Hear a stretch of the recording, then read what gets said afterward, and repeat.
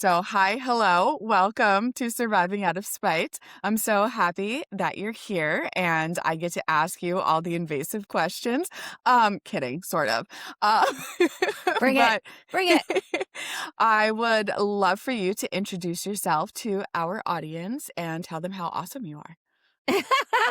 Well, I'm not going to say how awesome I am because that Okay, is I just will. not I part will. of a thing that She's I awesome. am comfortable with at all. But I will tell you that I'm Amber Tresca. I was diagnosed with ulcerative colitis when I was 16 years old in 1989. And today I am a medical writer, podcaster, and depending on who you talk to, a lot of people say patient advocate. I think that's the thing that people understand. I like to say Mhm. patient activist I like because it. I do love to go and make a case for the things that will make patients' lives better. And that's pretty much all of us, right? That's pretty much everybody. Everybody's a Yeah. patient at some point. But I do like to advocate for patients' rights and for things like better access to medications. Yeah, see, so awesome. So you did just tell us how awesome you are. Despite myself. Yeah. I know. For a person who does not like to talk about themselves, like I'm in a really weird profession. So yeah, Right. anyway. That's how I feel. I don't like being on camera, yet here we are. So it's just Same. Same. Kicking and screaming the whole way. So yes, yeah. I will never not complain about it. But it shows that there is a space and a need for what we do because people I don't want to say they like to hear us talk, but they like to hear other people's stories. They want to hear other people's experiences, and that's what brings us together. And your experience, while some of it may be similar to mine, is very different because IBD and gastroparesis can go together. They can go separately. Sometimes they're frenemies and it's just, we don't know. So, for you, do you want to talk about a little bit of your, short and sweet Reader's Digest version of your experience with IBD and, a little bit about what that's like for people who have no idea what it's like? Yeah, I'll do my best, and this is a question that I ask my guests on about IBD all the time as well. But like, how to is too much. Let me sum up.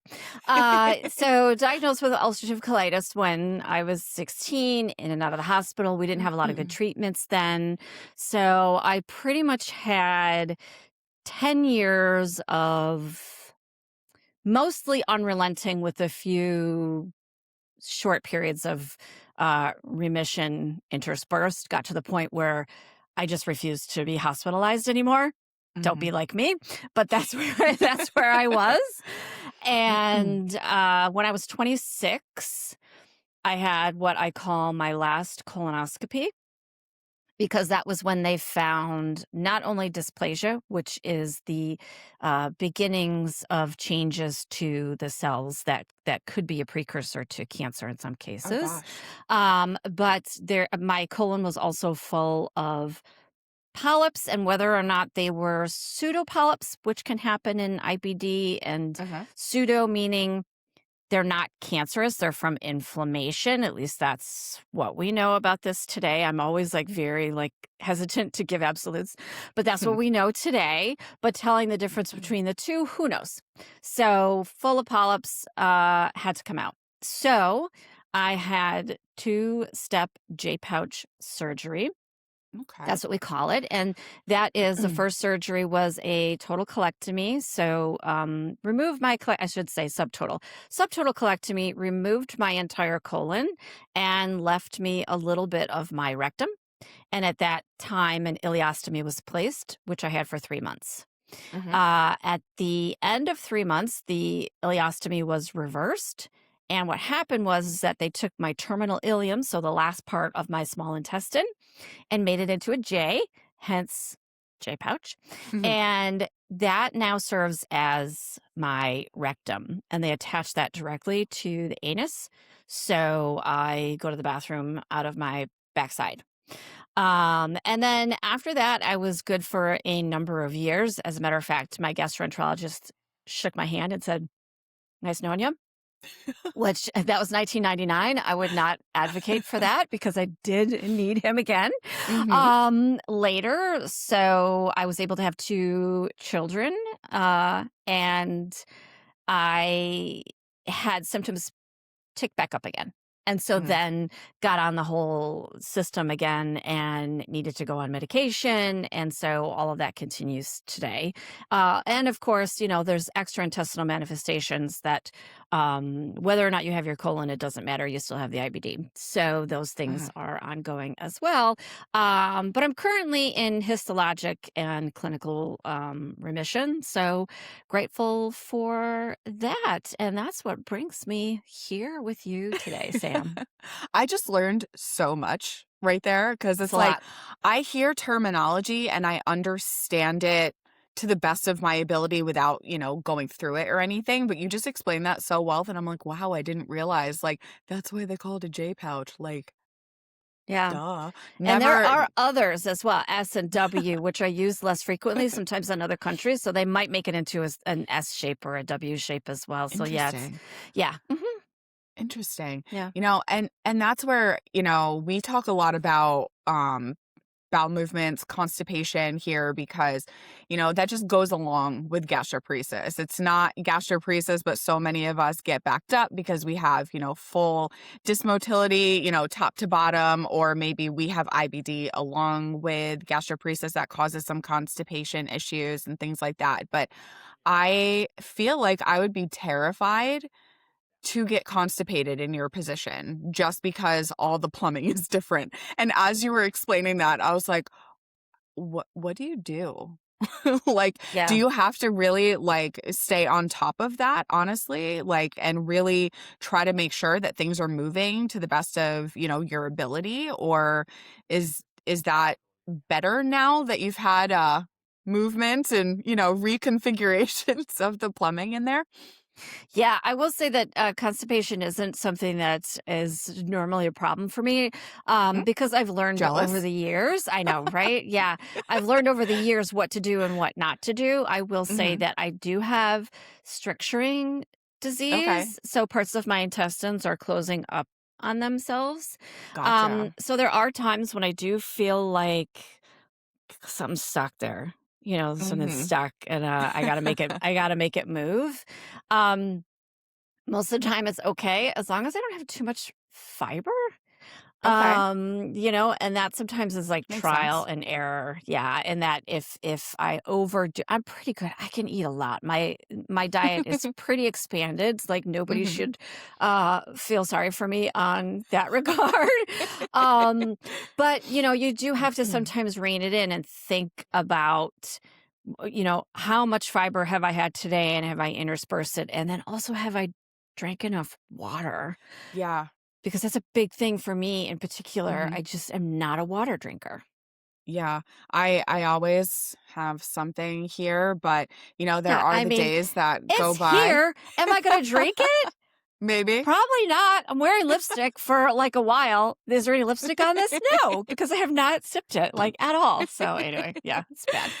Yeah, it's and it's hard too if, like, you don't really like water or, so it's like you have to add the flavorings to it, and it's just all these extra steps that we have to think about. Like, everybody should be hydrated. That's not exclusive to anybody. Everybody should be as hydrated as possible, but we have all these extra steps that we have to think about every single day to make sure that we stay in our homeostasis, or at the very least not get worse, and try to stay as healthy as possible.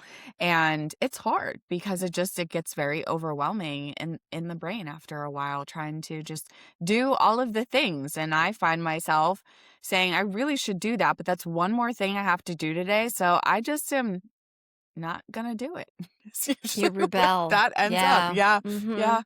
Definitely that person. But, it's we get through it, I think, talking with other people, finding other things that work. That's why I love so many conversations with different people, because not only do I learn a lot about, medical conditions or just experiences, but I find ideas that I never would have tried or Yeah. products that I never would have tried. And I'm like, wow, I never would have done it that way. And then I start doing it that way. I'm like, that's so smart. I need to tell the whole world about this. Hmm. So, do you have any like non-medicinal, non-medical things that have, made a difference for you that have been helpful over the years? I mean, yeah, for sure. Some of them are maybe not easy to come by, but I mean, I think one of the biggest non-medical things that I did that has helped with the IBD and then just my quality of life overall is going freelance. You know, and that Yeah. comes with all of the technology that we have. I mean, I've had freelance gigs for more than 20 years. Mhm. So that avenue has been available for a long time, but to do it in the way that it is done today is Yeah. far different than it was when I first began. And email was our primary mode of contact with clients. And Mhm. now you have so many different ways of doing it. So I would say that is probably like the biggest thing, and that's not that is an extreme privilege that I have, and I know that I have Yeah. it, but, a lot of times I think, "Gosh, if I have to go and get an in-person job, I just don't know how I would Same. do it," Same. I say you it to my know? husband all the time. Like, I go 10 minutes down the road in traffic to go to the grocery store, and I'm like, I can't do this. It's too peoply out here. I didn't want to put pants on today. Like, I didn't want to, I didn't want to do this. It really is to have that ability to be home. And for so many disabled creators and just people who don't have the ability to do a 9 to 5 successfully, in a sense that they can do the job and stay healthy, all this technology has really made that possible. And I hate to bring up COVID, but also going through COVID and all Yeah, of us staying home really showed us what that technology could do. Albeit it's because all the able bodied people needed to stay home, but it was a positive thing to show us what we've been screaming from the rooftops forever, that we can do this, do these jobs at home, or have the ability to do like what you're saying, to freelance and figure that out and find what works for you and your lifestyle that keeps you healthy, happy, and safe, which is awesome. right. Right, yeah, Really because we're awesome. not, just we're not we're not here on this earth to work a job. You know what I mean? Like, we Yeah. should be having a life, and we should be having fun. And, like, I definitely work more than 40 hours a week, like, Yeah. regularly, all of the Mhm. time. It's just when I work, and some of the things, for instance, somebody yesterday, we were talking about email, and they had just figured out how to, like, schedule an email. Oh my gosh. And I was like, I do that all the time. Not and it's because I will sometimes work weekends and Mhm. then different hours just simply because that's how it is. And it doesn't matter when I work as long as I get the work done usually, right? Sure. But I would never want to send an email to somebody on a Saturday when they are normally like business hours Mhm. because having that, hang out there for them, I wouldn't wanna do that to somebody. I getcha. So, little things like that, like figuring out how to use technology to your advantage in those ways Mhm. is super helpful, and spending the time. I know nobody teaches you how to do these things, though. Like, Yeah. who's teaching you? Like, even in, like, I have kids in high school, and, like, they're not teaching them even the things that we learned. It's almost like you're expected to come in with a certain base level Oh, of interesting. knowledge. Yeah. So, I mean, they're learning things along the way as they have to complete assignments in different ways and that type of thing. But like, nobody sat and taught you how to use Zoom, right? No. It No. was like you just had to figure it out. So, like, I think part of it is taking the time to learn these things and taking the time to understand that whatever problem you're having as a disabled person who's working remotely, whatever that looks like, whatever pain point that you have, there's probably a solution. Mhm. So having the curiosity and the ability to find out how to fix that problem, solve that problem, and then asking other people. So being in community, Yeah. with people in similar circumstances, that is super helpful to learn these things. Yeah, absolutely. And, why having just different conversations with different people, joining communities, asking those questions, like you said, finding your people for all aspects of your life and being around different people gives us the opportunity to learn different things, and not being stuck in, I can't think of the word for it, but you're just in that little tunnel and you don't see anything different. You're not learning Yes. anything different because you're around all the same people and the same environments and things like that. But like when you step out of that just a little bit, you start to learn different things, but you're still within your community of people who understand you. And that's just, I never realized really, which sounds crazy and really silly to say, but I never really realized how important community was until Yeah. I really needed community, and damn, this one showed up. So, Hmm. I really am so grateful to that, just completely selfishly, but it's so wonderful to be around people who get it, right? Yeah. 100%. So, with where you are now, or maybe you have to think back a little bit too, on days that are out of the norm for you, or a bad day, or an unpredictable flare, what do you do in those days to feel some little bit of control that we know we don't have but need to feel like we have it on those days? What does that look like for you? Yeah, I know it's difficult as a person that exerts a lot of control, either appropriately or inappropriately over different parts of my life. It's a learning Mhm. experience, but for sure, like in terms of how I work, almost every day is different. I don't do the Mhm. same things every day. I always say I'm very good with organization, but I'm not good with structure. Which I feel sounds really that. odd. No, it doesn't. No, it doesn't. I get it.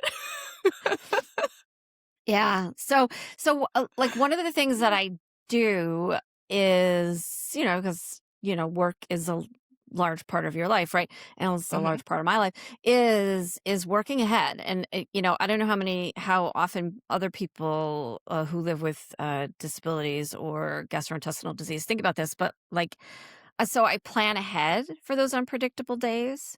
Mhm. So I might joke a lot about how I'm on deadline. And so, of course, like I'm cleaning my kitchen because I have a deadline.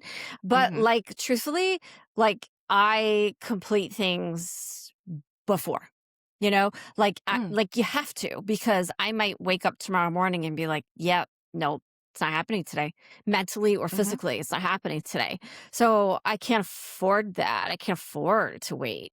So I Yeah. think what I am trying to do is both embrace that it is unpredictable, but then also try to plan for that unpredictability in the I get best way it. that I can. It doesn't always work, Mhm. but I try, Yeah. because there's nobody. I'm my own boss. And I always say, I don't know. We didn't talk about swearing. I don't know if I can swear, but I always say, Go like, for it.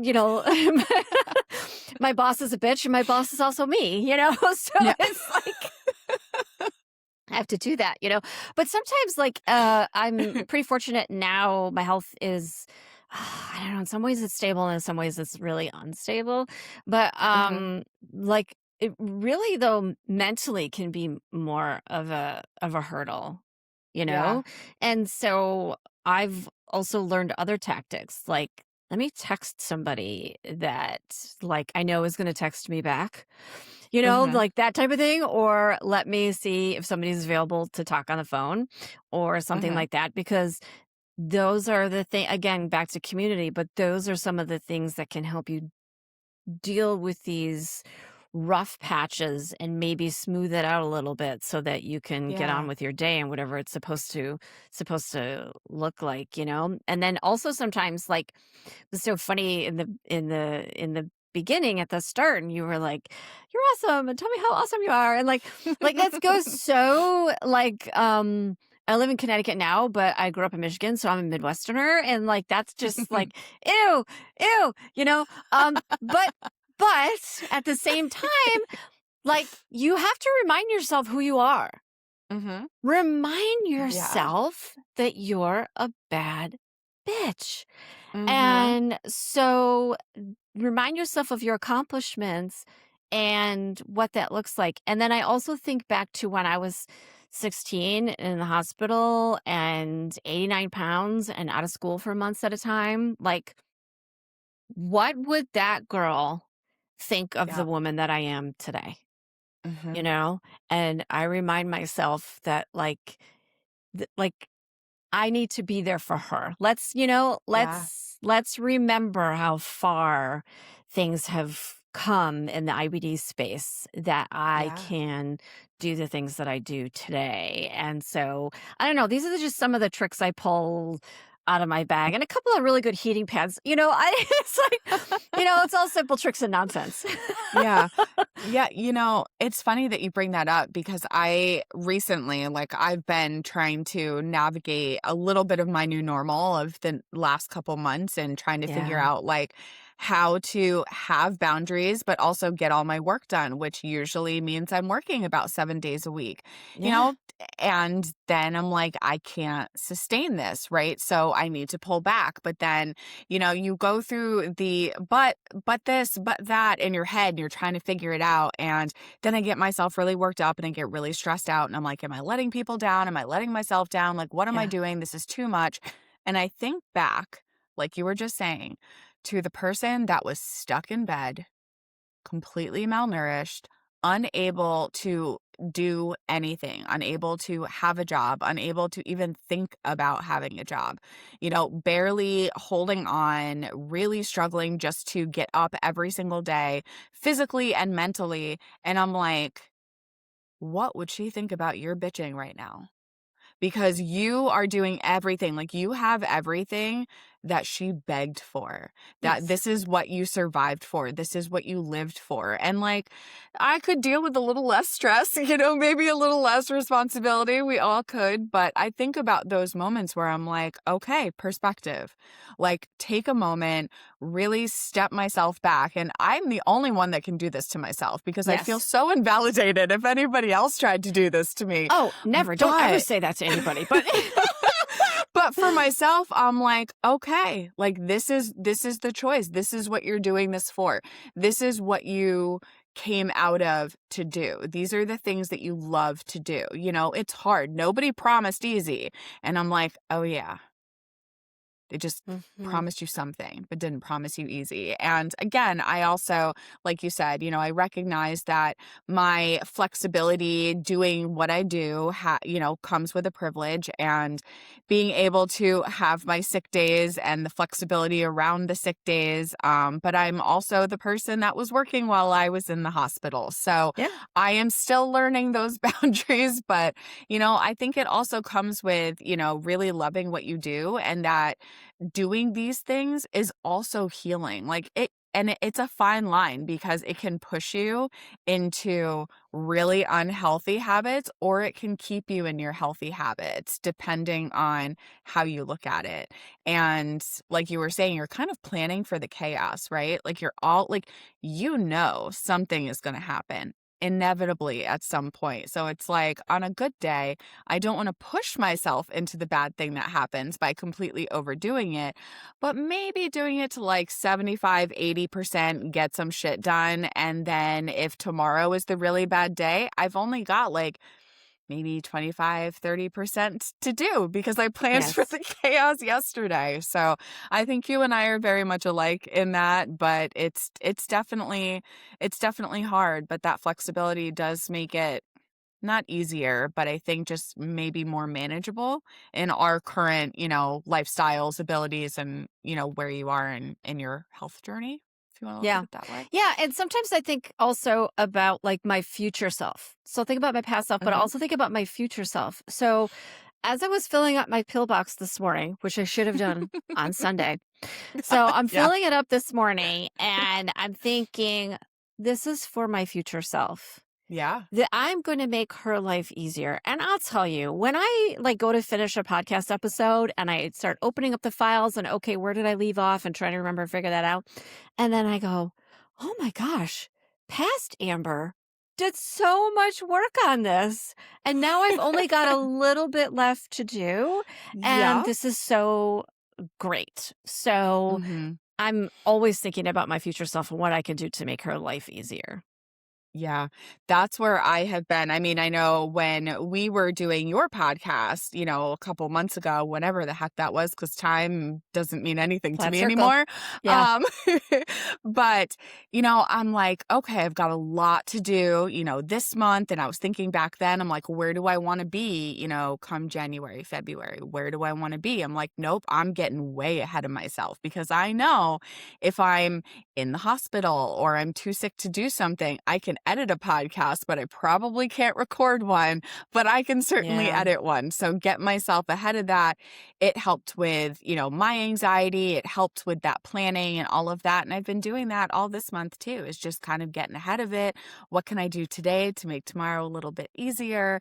And also to give myself at least one non-work day a week. I'm like so That's squishing the in the other days. struggle, man. That's a struggle. I really just completely just declined. I declined to come to my desk a few days ago and like Mm. just clean the absolute hell out of like my kitchen.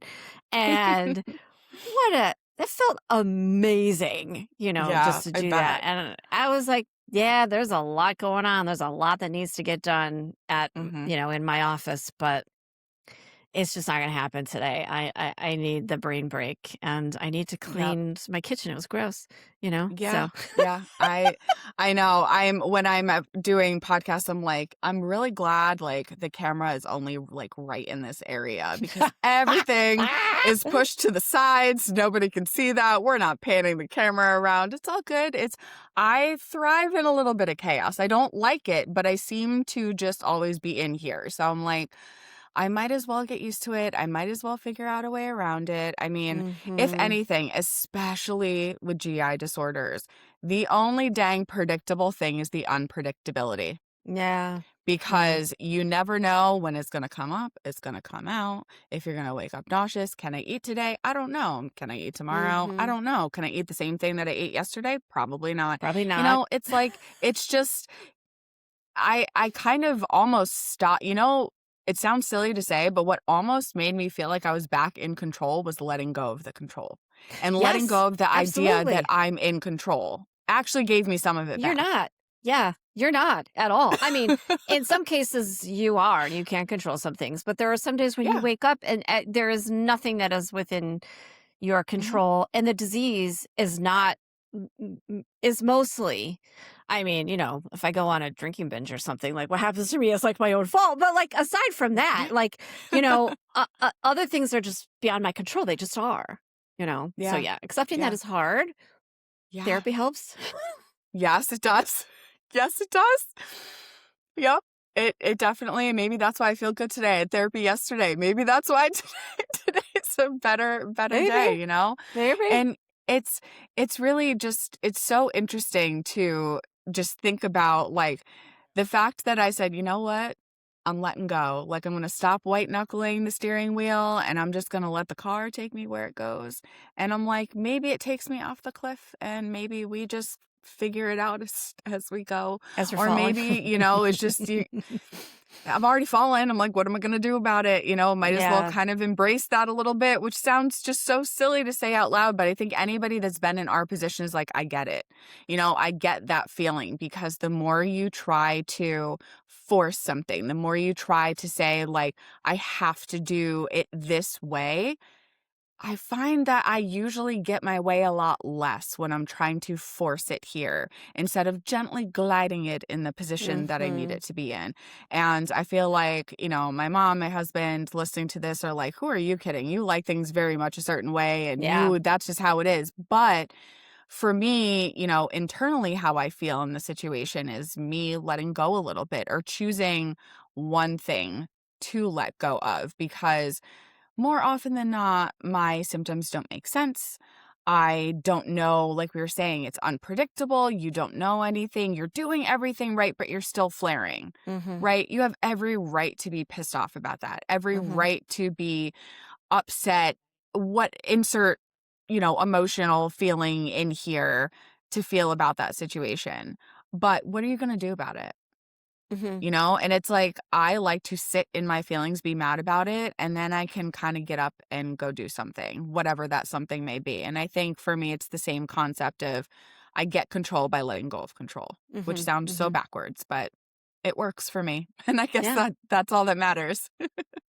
Yeah, 100%, and and it's also resiliency. Hmm. So, you do have to let go of certain things because it's not the things that are happening to us, it's how we choose to react. Yeah. So, somebody cuts you off in traffic. Hmm. And I think also because we live in such a punitive society that we immediately, or maybe it's just me, but like, your first thought is to like, how can this person be punished for Hmm. what they did?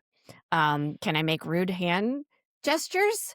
Can I honk at them? Can I glare at them? Can I try to get in front of that? Like, you can go real far with that kind of thing. But if you Hmm. just choose to say, well, that happened, and, are they going to get away with it? Yeah. I mean, maybe, but you got to let that go. You Yeah. got to let that go. And so choosing to not react in a negative way and choosing instead to learn from our experiences and try to approach things from a more positive direction is going to Hmm. get us a lot further. Yeah. Not to say that you don't have those poor me moments, but Hmm. you can be there for a little while.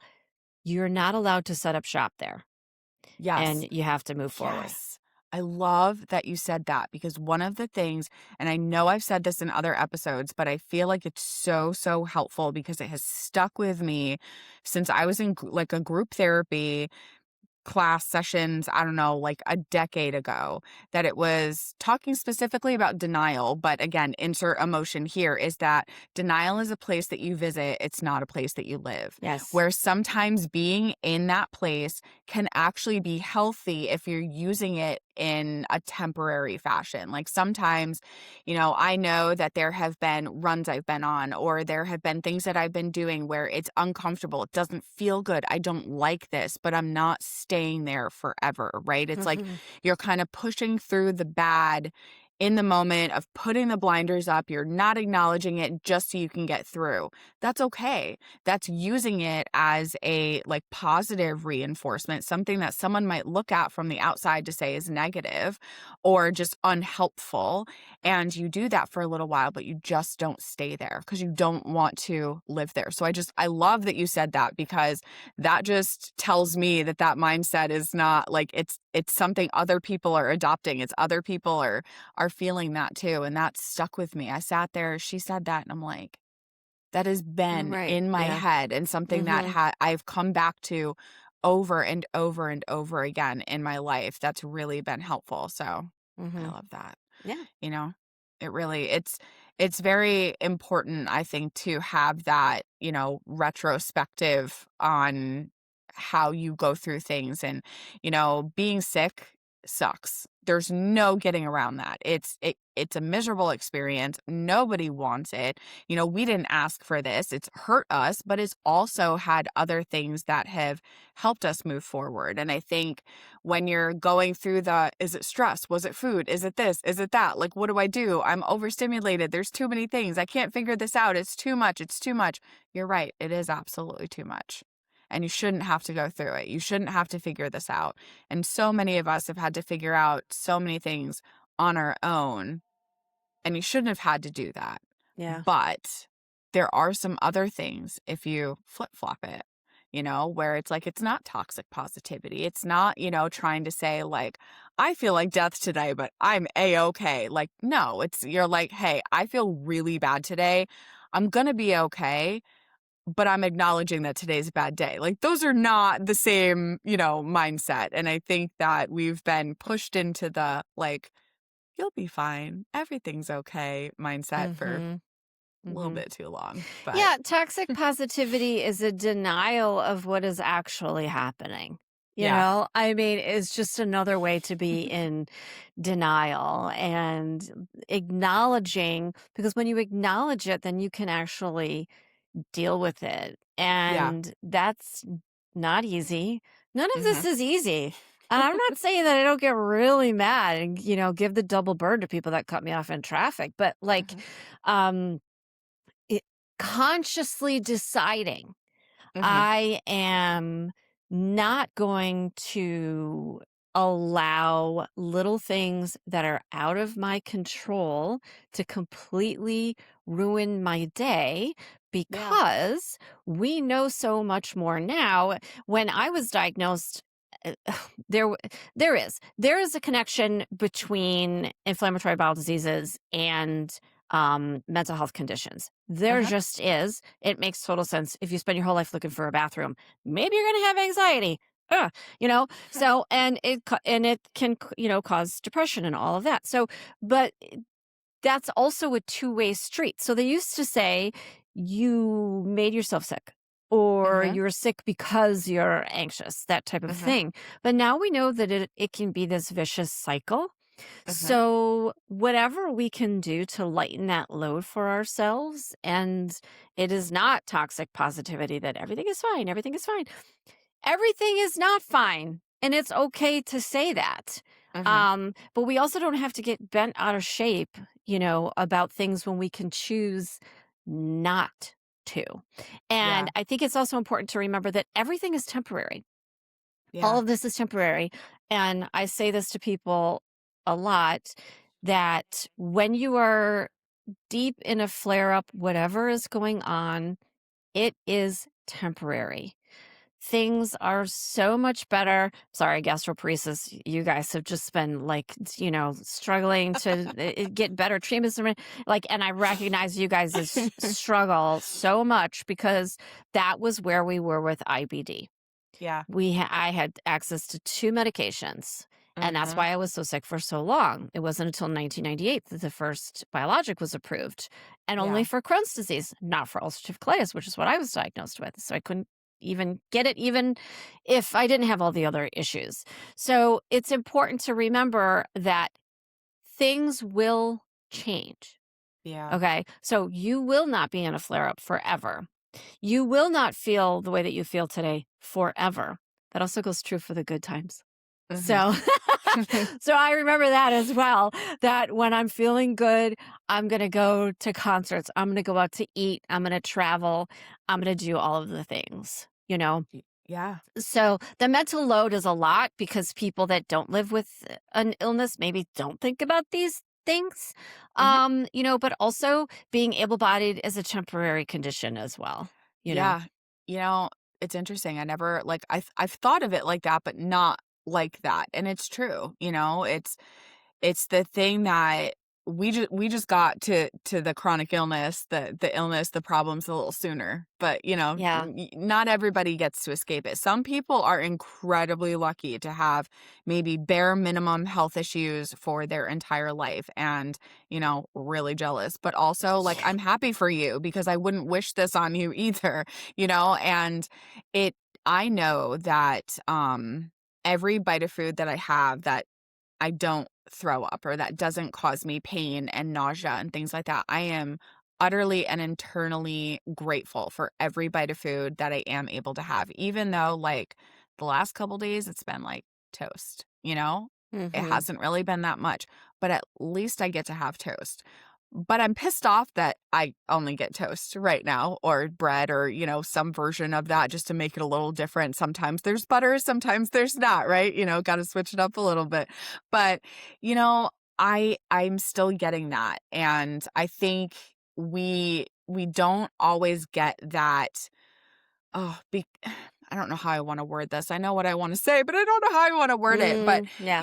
when you're in that situation and you're going through what feels like a never ending flare and it just hurts and you're so exhausted and you're not really eating, maybe you're going to the bathroom a lot, maybe there's a lot of vomiting or there's just not a lot of food. And again, as you pointed out, we don't have all that many options and we haven't had options for so long. Mm. And that's why we're a lot louder now than Yeah. we have been because we're sick and tired of being damn sick and tired. And we Yes. need something different. We need change. We need innovation and we need something because starving to death is not a way to go. Yeah. Like we're hungry and we're cranky. Like, the Snickers commercials, that's us literally All the 24/7, time. Yeah. like, and if only a Snickers could fix it. But Yeah. we get kind of put in that position where it's like, just, think good thoughts. Okay, if good thoughts could fix me, I'd be better Try. by now, and Yeah. it's being kind of taught that happy medium between acknowledging the suck, but also not sitting in the suck. Not sitting in it. And I Yes. I think that that's something that isn't talked about enough. I feel like I talk about it all the time, but that's me.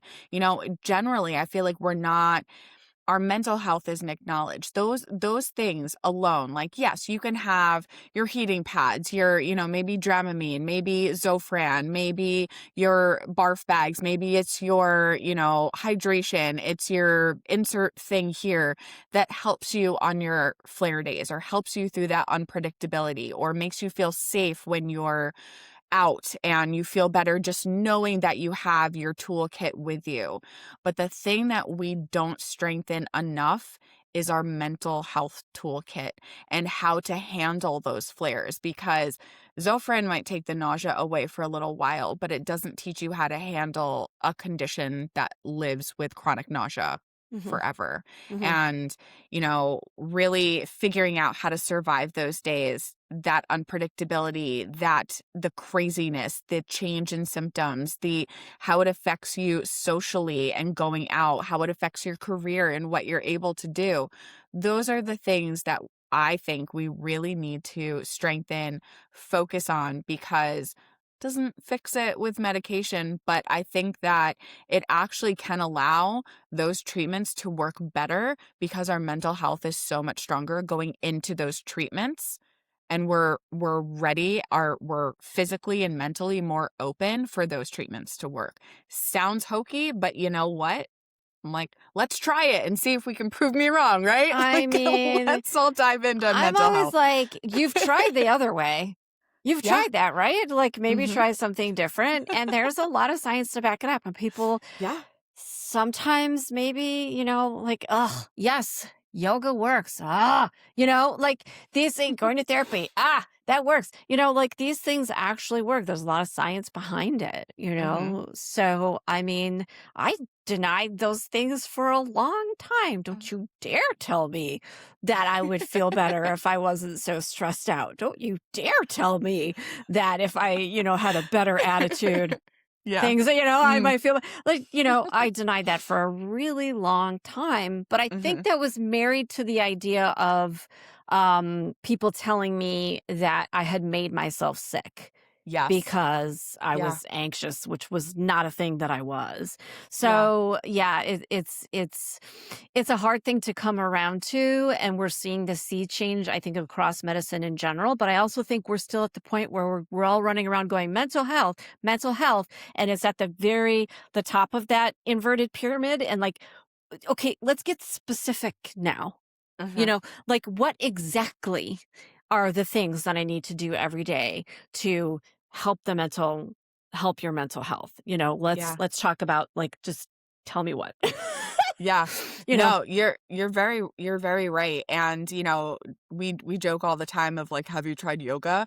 And it's Yeah, it's the it is a narrative joke. behind that too. Yeah. Like, yes, it's a joke, but also like, have I tried it? Yeah. It's like, Yeah. have I? But I think a lot of that comes to where we have tried it. Or like you said, it's one of those things where it feels so invalidating because it's being pushed to you like that'll just fix it because you Right. did something rather than something happened to you and maybe this could help lessen some symptoms a little bit and not, given to us as the fix, but maybe something that could just help. Mhm. And, but we can't control how others talk to us, as you said, but we can control our attitude and we can Mhm. control our reactions for the most part. I'm like, I plead the fifth on some of those, but that's Yeah. okay. That's I can okay. control my reaction. I can't always control my face. Same, same. That's why I'm like video podcast sometimes. I was like, I don't know what I was Oof. thinking. Yeah, I know. I know. Yeah. Well, usually, I mean, at least in my case, I'm talking to interesting people who have Hmm. amazing things to say, and I so want to know everything that they've been through and everything. So Yeah, usually, it's not too hard. But sometimes out in the wild, you're talking to somebody, or somebody's talking to you, and it's just like, yeah, yeah, what is my face saying right now? I don't even know. yeah.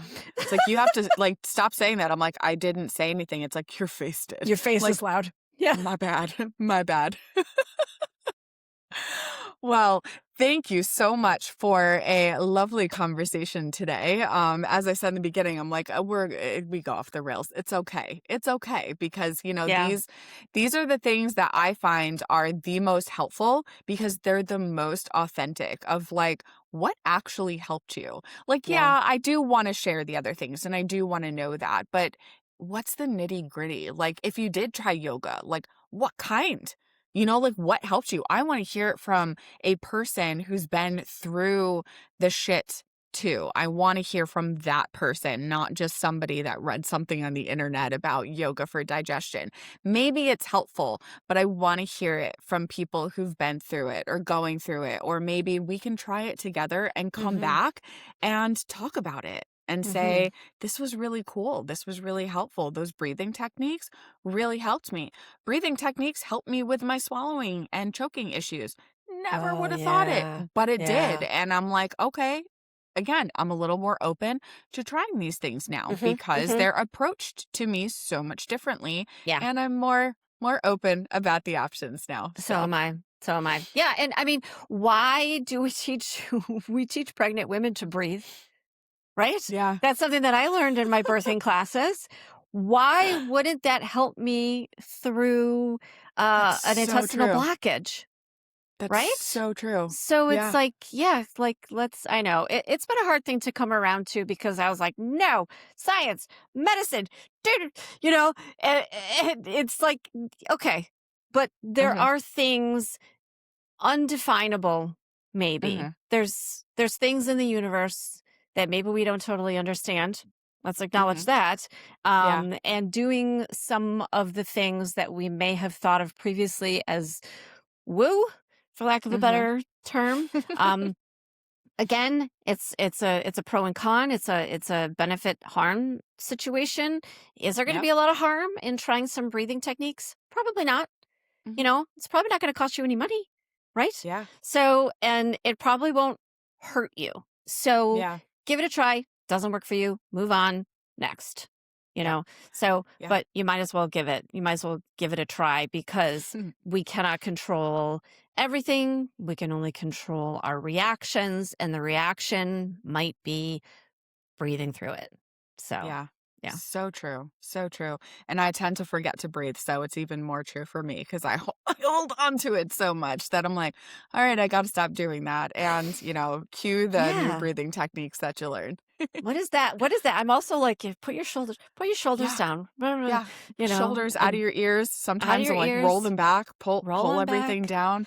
And you didn't realize you're sitting there like this, Yes. stuck at the Yeah. desk all day. Yeah. And take a breath and take a breath. Yeah, absolutely. Yeah. Well, thank you so much again, Amber. This was a wonderful conversation as always. Appreciate you being here. Oh, thanks for having me. I mean, time's a flat circle, but talking to you, it goes by in such a blink. And Yeah. I hope that my ideas about what I like to call it's not my term, but I've taken it, radical acceptance, Hmm. can be helpful to some people Yeah. because the imagery of fighting with your body and fighting against it, I don't love that. I've written about it. And then Hmm. using words that are normally associated with violence to talk about ourselves. Like, let's not do that. Yeah, Let's instead decide to approach it from the point of that we're going to choose to be resilient. We're going to choose to let go of the things that we can't control, and we're not going to fight against what is just happening. We're going to find a way to work with it. I don't I know. love it. That's I love all it. the wisdom that I have. Well, thank you for sharing it with us. We love it. Okay. Thanks, Sam. Thank you.